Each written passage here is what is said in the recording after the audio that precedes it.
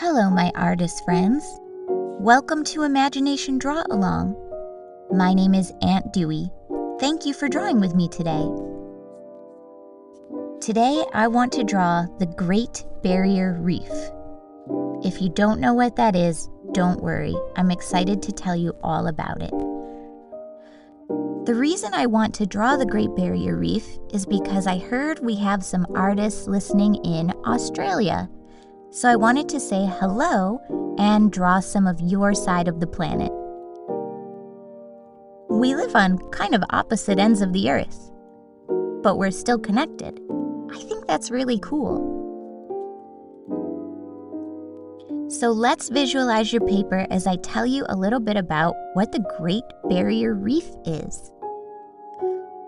Your picture today is going to be an underwater scene. You see, the Great Barrier Reef is a little bit like a giant garden with tons of living things, but it's on the bottom of the Pacific Ocean.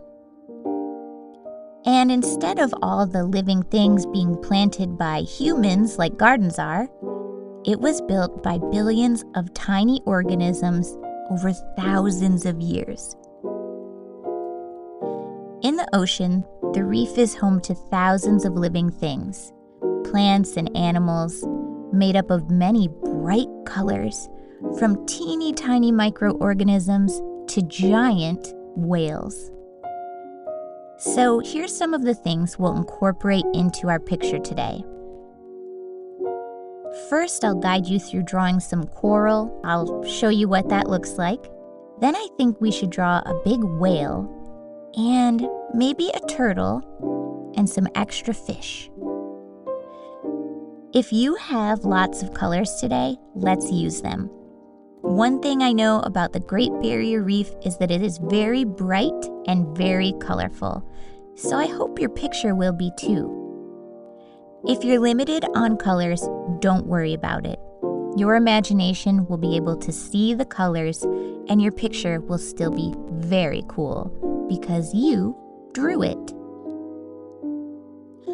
When I draw an underwater scene, I like to draw the surface of the water at the top of my paper to show that the rest of my paper is underwater. So I've shaped the top of the ocean in kind of a wavy line at the top of my paper to show gentle waves. It helps me set the scene. Now I'm excited to go to the bottom of my paper, or the bottom of the ocean, so I can draw the coral that the Great Barrier Reef is so famous for. But what's coral? Coral is a living thing that has lots of different shapes, but sometimes it looks like rocks. Sometimes it looks like underwater bushes and cacti. There are thousands of types of coral, but they go into two categories, hard or soft. So I'll walk you through drawing both types. We'll start by drawing hard coral, which looks almost like the outside of a melon. Picture a big rock with a swirly, colorful pattern, almost like a maze carved into the rock. Now, I know I keep saying it looks like a rock, but it's a living thing, and it stays right where it settles, and it grows. So you can draw one coral or a few that almost look like rocks with really cool patterns all over them. Stripes or swirls, any color. The other kind of coral is called soft coral, and there's lots of different ways that they can look.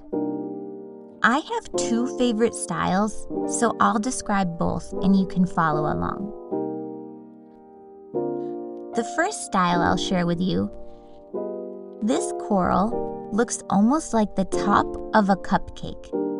Round on the top, flat on the bottom, and very fun color. like frosting. I'm going to color mine in a bright orange, and you can choose any color you want. The next style looks almost like a rock with lots of tentacles, almost like a mop if it was floating around the bottom of the ocean. So for this coral, I'm going to draw lots of stringy looking strands, and I'm going to draw them a bit wavy to remind me that this is soft coral, so it has a way of swaying and dancing in the ocean tides. This might sound silly, but this coral looks almost like underwater spaghetti. So you can draw that however your imagination interprets it. If you have colors, use them. While you're imagining and drawing your coral, I'll share that a lot of people, like scientists and the indigenous peoples of Australia, work very, very hard to protect the Great Barrier Reef, which has been damaged by pollution. A healthy coral reef is very brightly colored, which is why we're using so many colors today. But sometimes they become bleached or whitened by high ocean temperatures caused by human pollution. As artists, we draw pictures of a healthy reef to show that we want the Great Barrier Reef to remain thriving. So let's draw a few more creatures swimming above your coral. I'd like to draw a turtle. There are many kinds of turtles who live here in the Great Barrier Reef.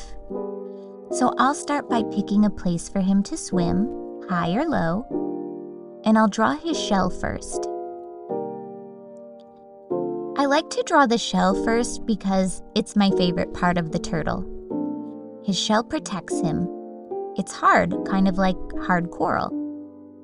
I'm going to draw a pattern on his shell of squares because that helps him feel like himself. And then I'll draw his head sticking out of the shell. And then I will draw his flipper-like arms and legs. And this shows that he loves swimming. And I'm going to draw him with a smile because he's hanging out with his coral buddies, enjoying their bright colors. And he's happy because he knows there's human artists out there right now thinking of him and trying to get him off the endangered species list. Sadly, lots of animals are on the endangered species list over at the Great Barrier Reef. So I thought it would be nice to draw more of them to show that we care about them. So next, I'd like to draw a whale to represent that I care about the health of whales. I'm going to draw my whale toward the top of my paper near the surface of the ocean. I'm doing that because whales are mammals, which means they can't breathe underwater like fish do. They need to come up and breathe air, just like you and I do. They know how to do this instinctively, and they don't need swimming lessons or floaties or a life jacket like you and I need to be safe in the water. That's pretty cool. So I'm drawing his body very long and big and blubbery so that he can be warm. And he has a big tail fin with 2 points almost like triangles stuck together. And his tail helps him swim. And then I'll draw a couple more fins instead of arms because fins help him swim. And I'll give him a smile because he just ate a lot of plankton, which is his favorite food.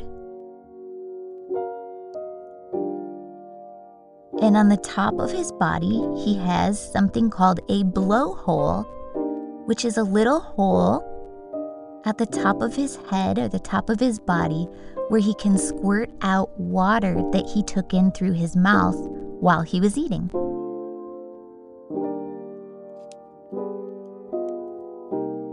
See, all these different animals like different foods, different plants.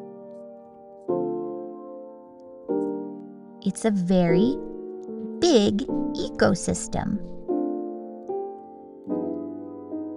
Let's take a look at your picture.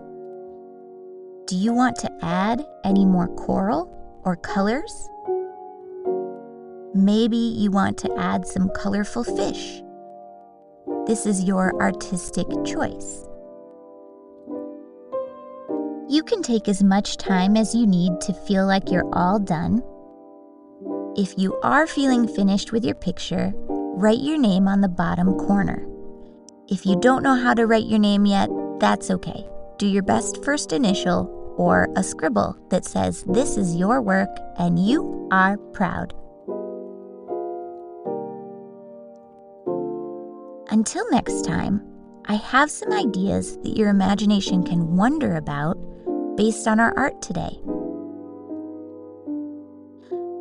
How many living things are in the ocean? How can we take good care of the ocean even if we don't live near it?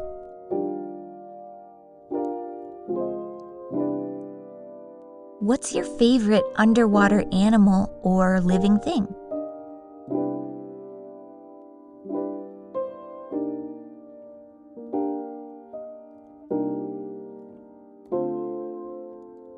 Thank you for drawing with me today.